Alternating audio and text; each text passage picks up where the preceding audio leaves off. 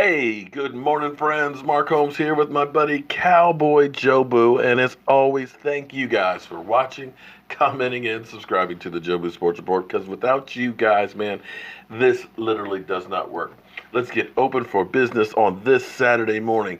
And welcome to this morning's edition of Don't Sleep on the Dallas Cowboys, because you literally cannot sleep on the Dallas Cowboys, because things will happen late in the evening, late at night, first thing in the morning, so you want to be up to speed with all that is America's team.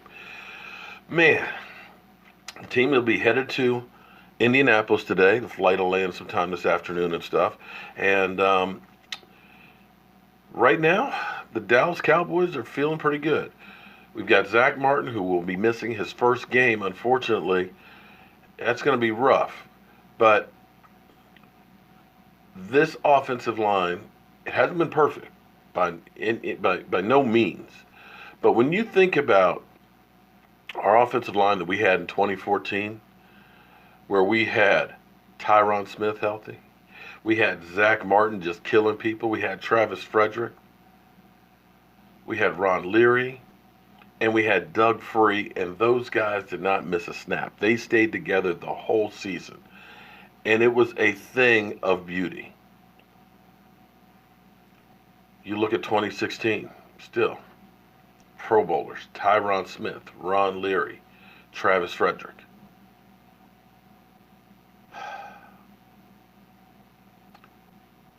That team, unfortunately, that offensive line is not existing at this moment. You got Tyron Smith, who, when healthy, is the best tackle in football, arguably, but has been nicked up, missed a couple of games. Zach Martin has been playing all season with a sprained knee. And when you think about what you have to do as a guard, the pulling, the getting to the second level, the linebackers, the taking on those pass rushes with a sprained knee is unbelievable. Travis Frederick with the syndrome, not there. And a rookie, Connor Williams, starting, and Lyle Collins.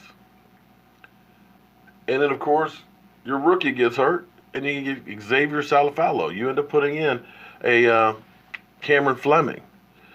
This offensive line has been juggled all over the place, but it's been resilient enough to still open up holes for Zeke Elliott, leading the NFL in rushing.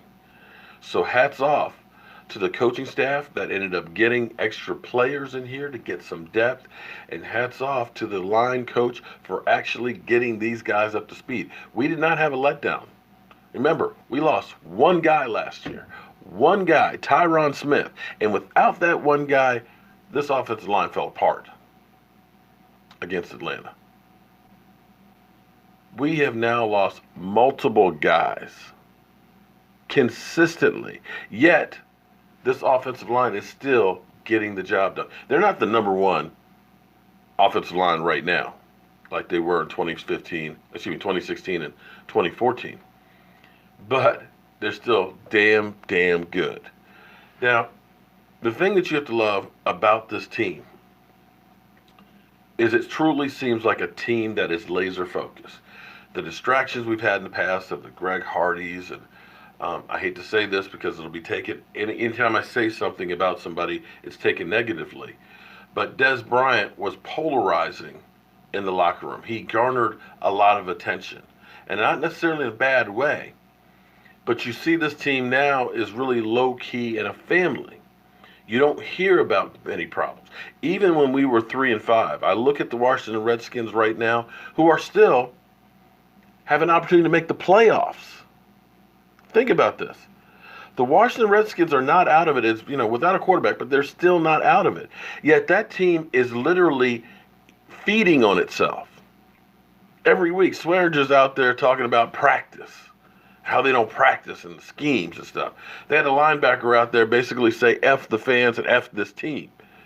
You don't see that with this team. The only blip on the radar right now is Taco. And for Taco, being a number one draft pick, there's a lot of expectations. When the Cowboys drafted him, looking at that draft, you started seeing defensive ends going off the board. And I think the Cowboys were scared that if they waited till the second round, there wouldn't be anybody there. And let's be honest, at that time, we did not know DeMarcus Lawrence was going to become the tank. There were question marks about DeMarcus Lawrence. He had rookie year, 2 sacks in the playoffs. Second year, he had 8 sacks, but then his third year, PED suspension and 1 sack. You didn't look at him and say, he is going to be our savior on defense. We need a pass rusher. And Taco had the link that they like, because the Cowboys, if nothing else, they are a creature of habit. They looked at TJ Watt and said, he's not the body size and type that we like. Taco had that length, had that size, but he was very, very raw and needed a lot of coaching. But the Cowboys at that time were thinking, we are desperate right now. We need bodies on that line to rush the passer. Well, lo and behold, Tank came out like gangbusters. Tank Lawrence, nobody. And if you're saying you expected that season he had last year, you're a liar. There are a lot of people that are out there talking about Tank Lawrence might be a bust. This might be his last chance. Back surgery in the offseason. Oh, PED suspension. What was he thinking? Now he has become dominant. And what you're seeing with the Cowboys is Taco kind of sounding off and saying, putting up the good old Allen Iverson with John Thompson. Allen Iverson famously got in trouble in school and was basically nobody wanted to give him a chance except for John Thompson. John Thompson believed in him, so he tweeted this yesterday. Every player needs that one coach to believe in them. Because Taco hurt his shoulder, missed some time. And then against New Orleans only played 4 snaps and was inactive for last week, even though he was healthy. Part of the problem for him is other people are stepping up and playing well across the board, which is a good problem to have. So he's being kind of, Randy Gregory gets a lot of penalties, but he does get some pressure on the quarterback. You got Tyrone Crawford in there playing really well. You've got everybody. And really, this is the other thing too. Taco belongs on the other side, but you're not going to supplant DeMarcus Lawrence. And here's the thing that's crazy, because everybody figures if you haven't played football, switching from one side to the other is not an easy thing. Some guys can be an offensive lineman that can play all 5 positions. Some people, you get used to the right side. Everything is jaded to that side. You get used to playing that side. Okay? Your footwork is different. Your hand location, your eyes, everything has been used to. Everything's coming, if you're a tackle, from this side. I'm used to stepping this way, this step. You switch sides, now everything is reversed. And for some people, that's a hard transition. It's like writing with your right hand and writing with your left hand. You can do it, but not as good as the right hand if you're right-handed, you know what I mean?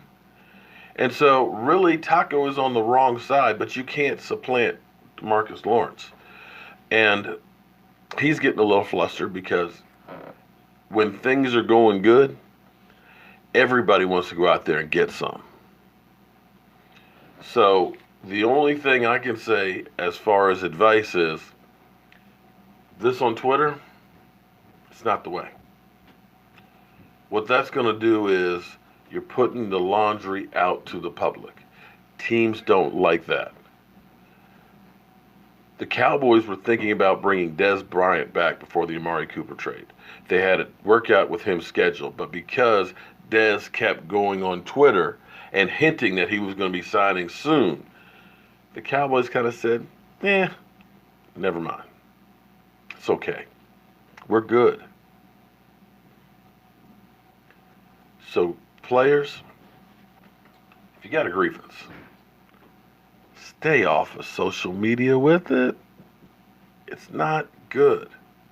Whew. Tomorrow, Lucky's in Kingstown, Virginia, on Manchester Boulevard. We'll be there tomorrow during our live stream.